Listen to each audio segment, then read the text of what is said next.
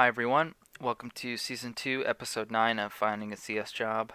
This is a quarantine edition, I guess. And yeah, today I have a few weeks of progress to share. And I will probably do like every few weeks or something. Because there's not a whole lot going on. And I mean, I could update you guys a little bit more, but I just don't really feel like it. I don't know. Quarantine got me down. It's weird. I don't like being stuck in I don't like being stuck in home. I like choosing to stay home, if you get what I mean. So like I really want to go to the gym. I miss like fast food, really. Of course I could go get fast food, but I'd rather not. Yeah, I just miss like restaurants and going places and hanging out with people. But yeah, okay. So yeah, I don't know if I apologized about not I mentioned that we have 2 weeks of progress. I don't know if I apologize for not uploading as much. Same with the LeetCode videos. I haven't been uploading those. I do have some to share, so maybe I'll do that. We'll see.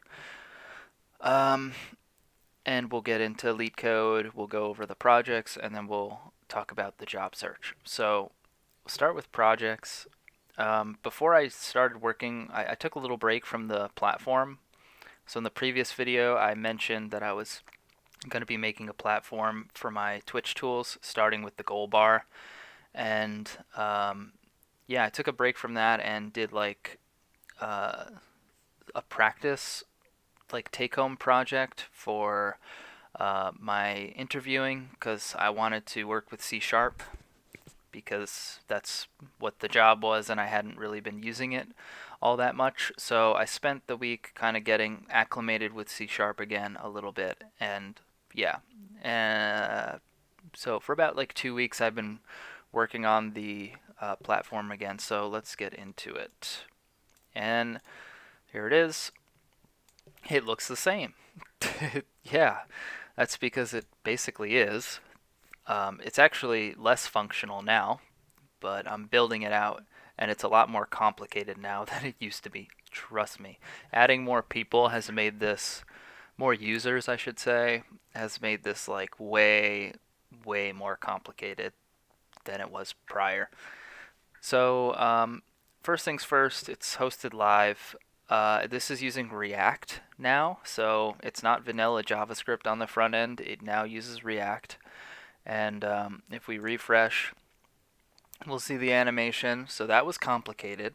That was using React Transition Group, a package that I needed to figure out how to use, um, where it was like a 2 to 3 line vanilla JavaScript that I could just throw in there. But React works a little bit differently than vanilla JavaScript. It's interesting.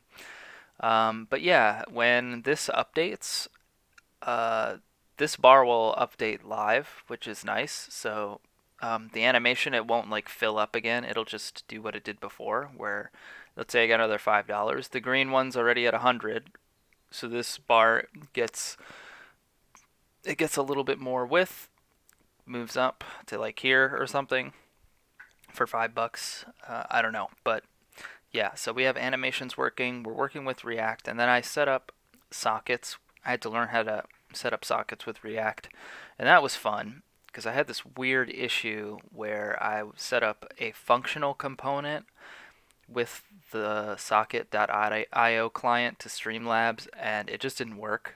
And then I wrote basically the same code, but with a class-based component, and that worked.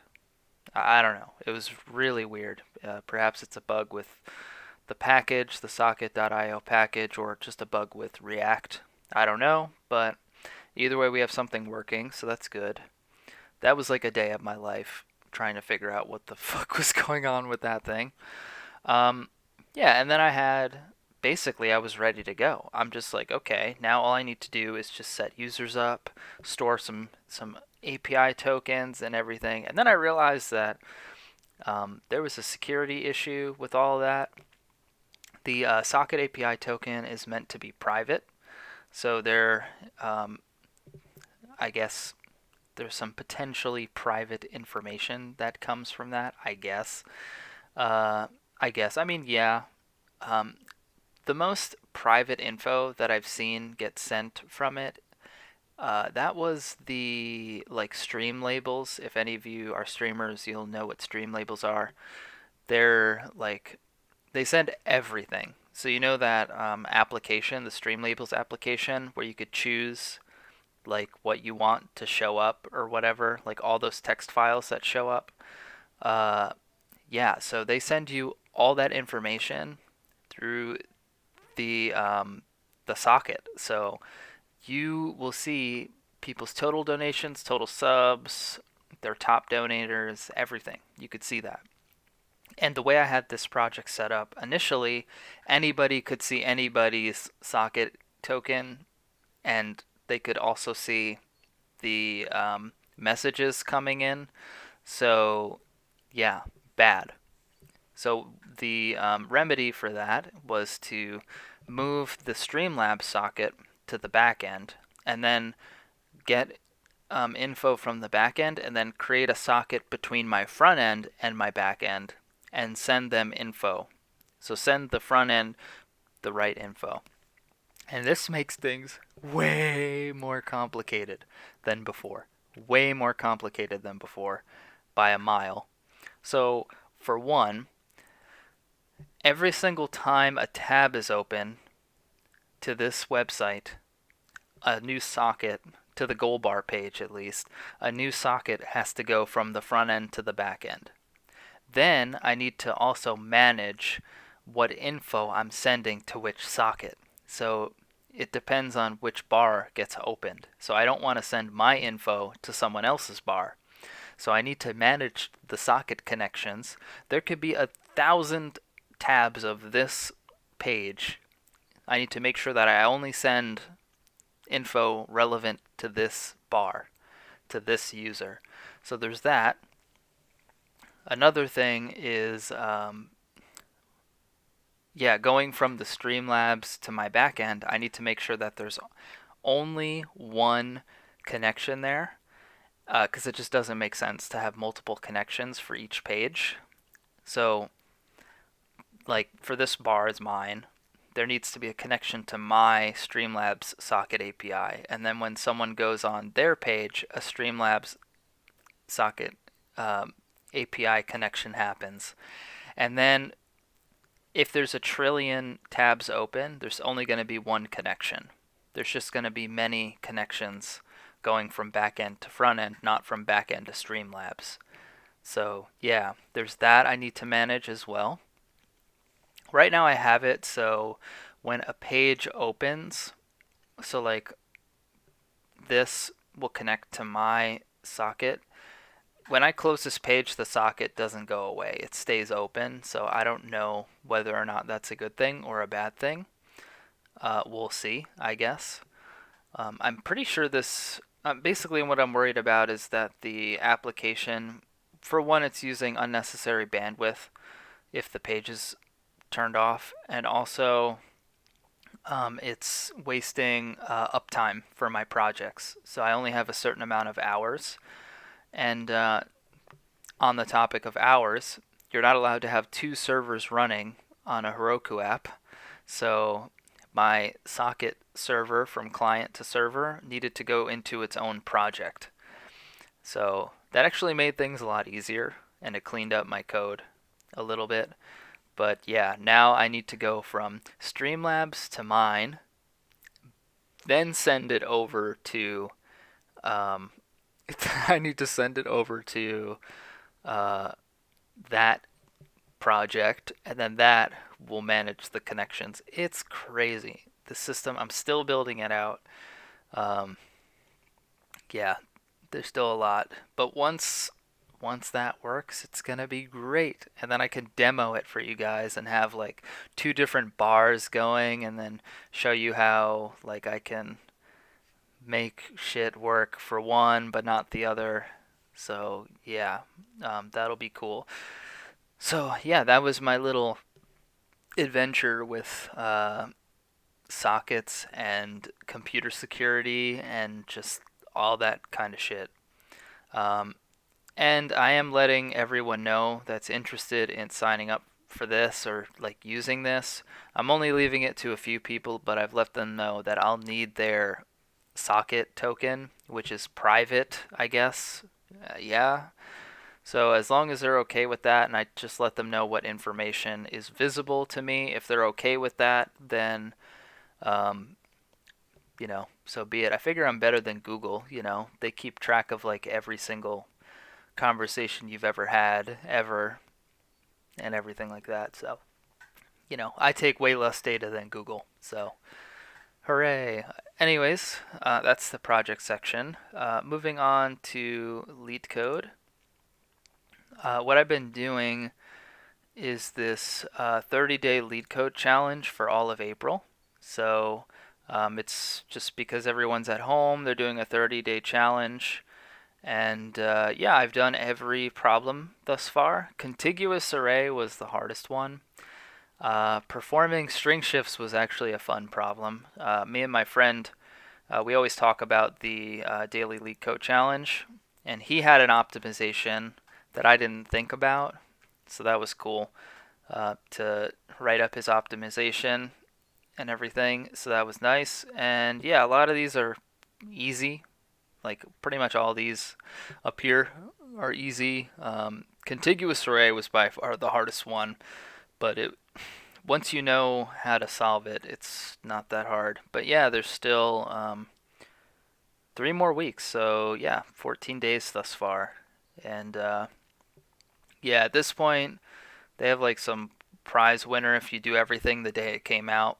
But I didn't do that, so I'm not eligible for that. And this is all I've been doing really, because I feel like my LeetCode is up to par. Like I don't really think for the types of jobs that I'm looking for, I feel like I am competent enough to have something to show. Even contiguous array, the thing that I messed up on was runtime.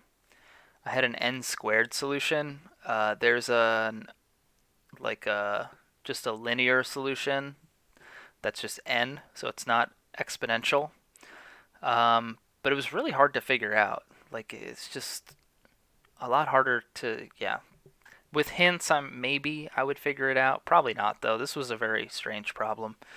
But yeah, let's talk about the job search now. At this point, it's been like 3 weeks, and I haven't heard back from the company that I was interviewing at, and I was told to be patient. I sent them a follow-up email about it, and I haven't heard.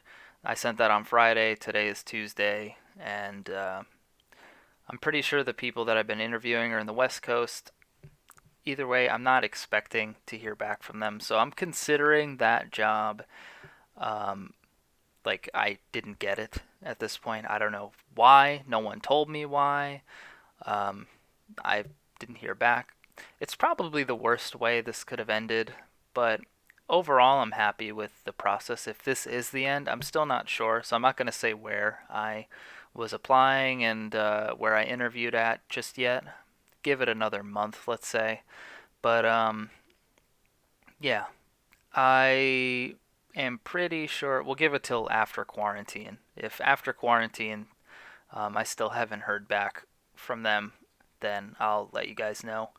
But it was a huge confidence booster. It totally changed my mentality and just like how I feel about interviewing and everything. Um, yeah, because I spent a whole bunch of time stressing about one interview, and it was like the easiest thing ever. It was just a nice conversation, and I feel like that's just what I need to strive for. Like, I've had bad interviews before, but the interviews that were bad were because I didn't know what I was talking about, and I'm so much better at programming now. Like my confidence is high. I know that I'm capable of finding a entry level job anywhere.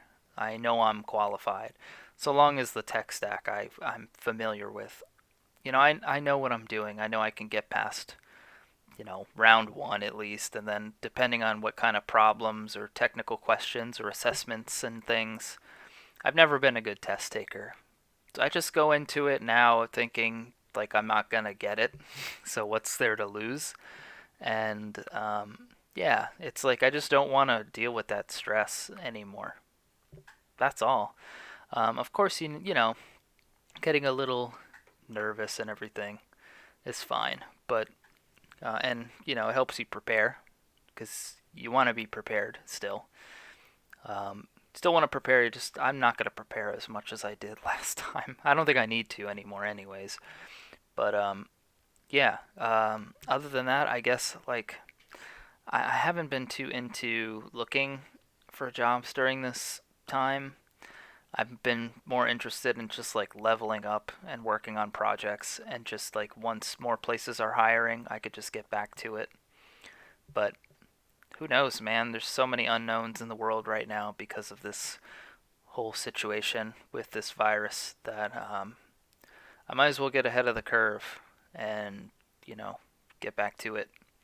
So yeah, I was kind of hoping that I would just, you know, it's a stupid thing to do to like hope that the one like the one what's it called?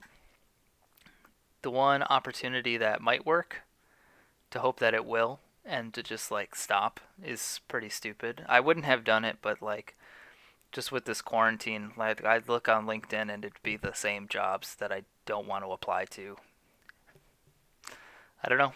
I don't know. I'll figure it out though. Um, yeah, so that's it. It was a very interesting week. Prior 3 weeks, 2 weeks, I don't know. And hopefully the next time I talk to you guys, which will be in a few weeks, I guess. Um, Maybe I'll do some LeetCode videos. But yeah, hopefully I have a working bar like ready for alpha. So yeah, that's it for me. Thanks for watching. I'll see you guys in the next episode. Bye.